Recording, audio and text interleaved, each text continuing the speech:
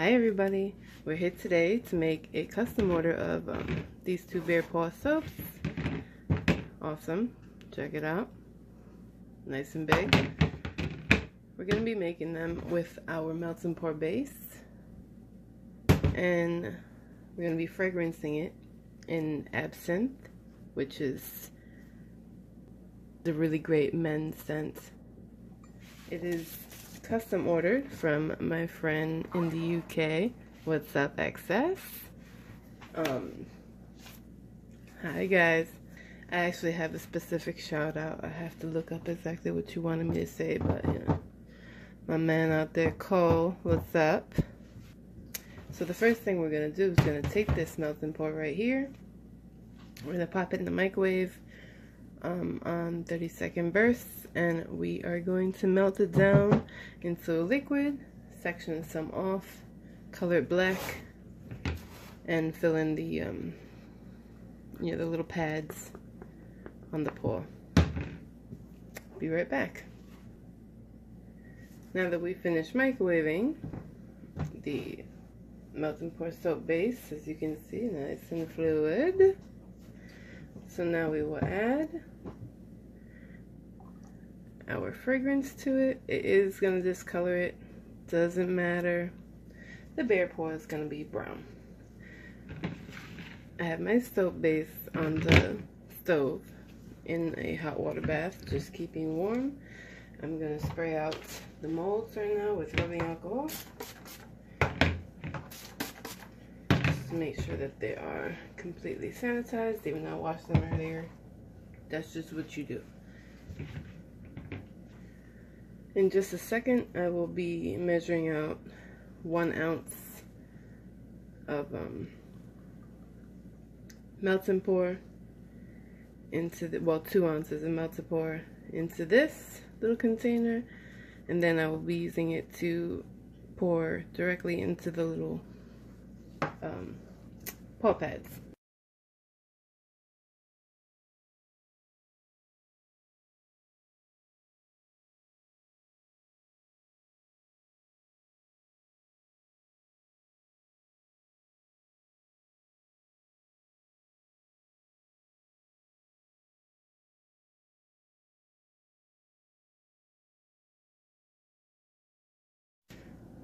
Okay, so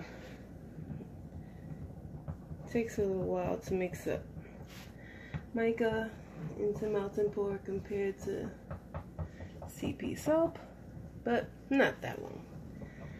So we got the black mica right here for the pads, because bear pads are black. Make sure. All right.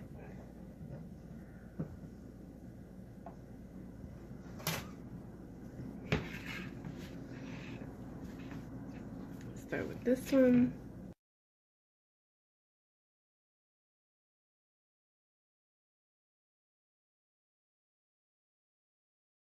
To fix that.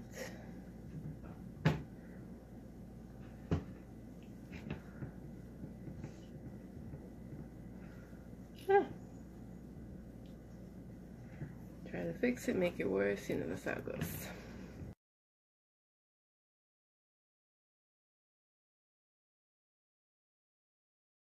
I'm gonna get the little parts first.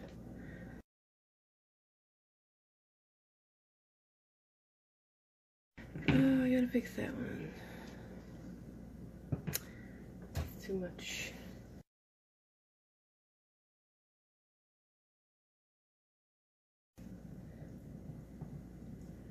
Ooh, this is boiling.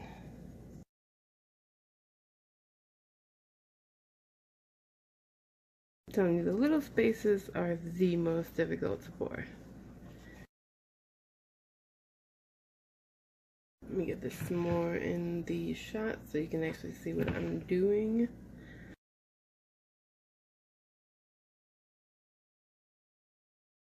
Alright, now let me get this big one over here.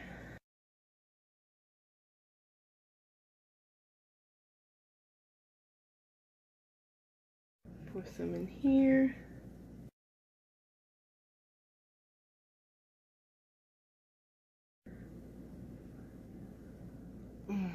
Checking if I should add some more. I think I should add a little bit more here.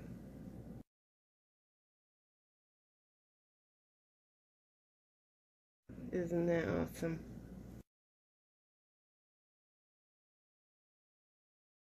Yeah, it been that cloth more.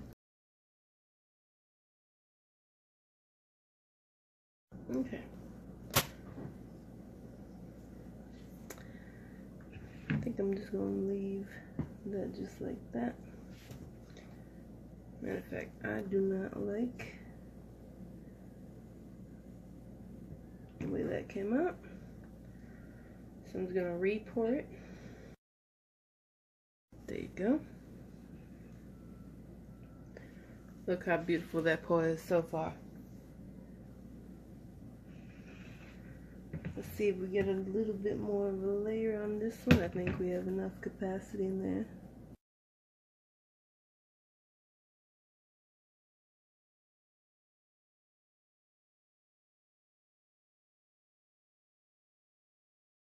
A bit more.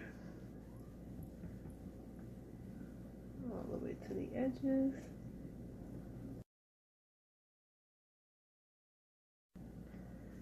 Let's see this one.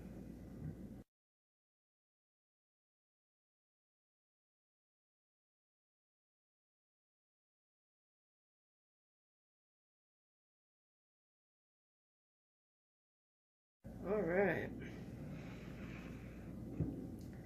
Now these are full to capacity, and I'm just gonna let them sit there like that for a few minutes and just harden up. Let me spray them with rubbing alcohol to help them harden. All right, so we're back right now with a very hot brown melt and pour. It's actually like the prettiest, like brown. It's just hard to explain. Hold on, let me see if I can. It's like brown and gold with like just a hint of like gray or black in there, like streaks. It's like a dark streak. You can see the swirls going around. It's very pretty brown.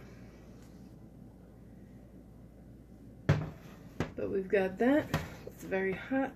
Mixing it up just to make sure it's all well blended. I'm gonna spray these one more time.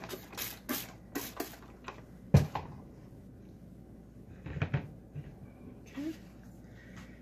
Now I'm going to pour and hope that I don't. Yeah.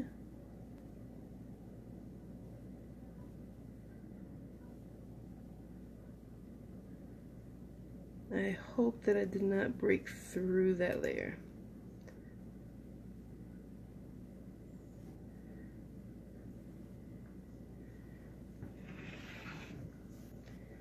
Okay, now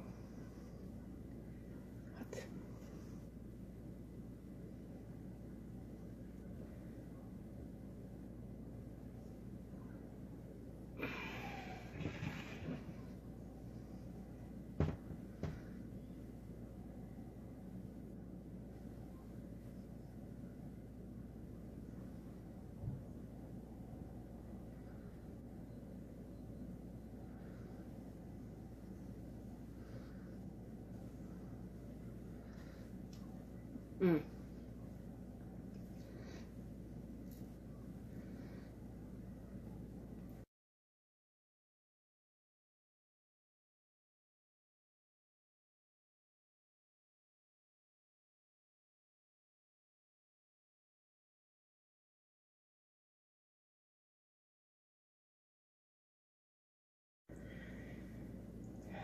Okay.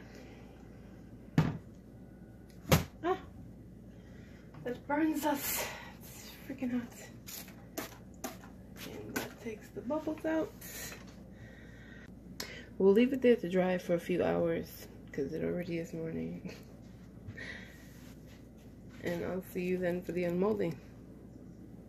Thank you for joining us again for the unmolding of the bear tracks right here.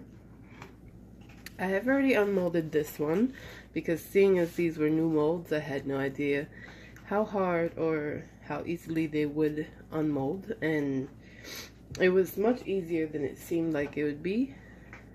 So that was, I mean, that made me happy. And I did like level off the back of it so that it's like entirely flat, as you can see. One issue that I had with unmolding these, excuse my sniffles, I have allergies year round.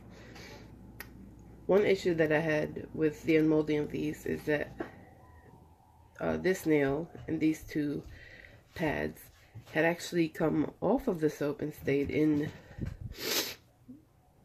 I don't know if you can see the dark spots around where they stayed. So I had to, you know, surgery and stuff. No, not really. I had to glue them back on with the soap that I used to create them.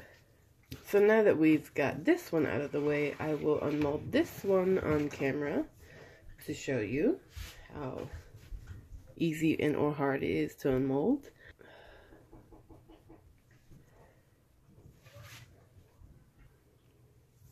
Well, I had to put down my stuff real quick to get a package from the mailman, but I'm going to give you a real quick sneak peek on an upcoming project. I don't know when it's going to be uploaded, but this is it.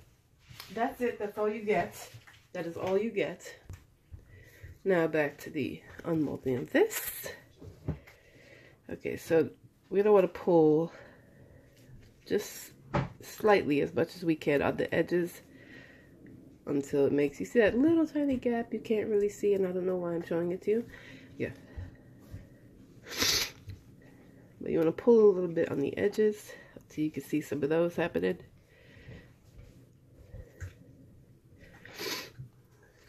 Then you can see on the edges, you see the gray part? That's where it's already separated from the mold. So as we push out, right, you can see the separation happening on that side. And you can see it happening right there. Let's turn it a little bit. Okay. We've turned it a little bit, showing the separation as it's happening. Now I'm hoping to get that to separate fully on its own, because I don't want the same thing to happen here as it happened on the other one.